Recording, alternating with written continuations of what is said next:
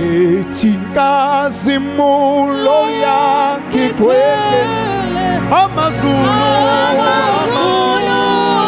lomhlaba.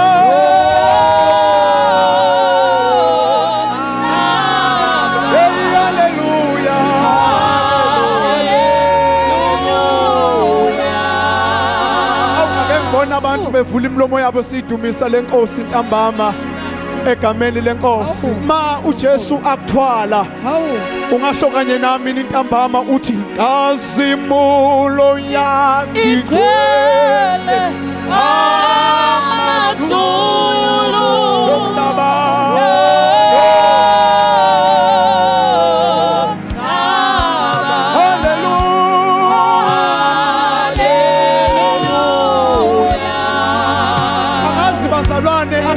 Angazi kodwa into isho njalo, kodwa kukhona abangakayihlabeleli lenkosi.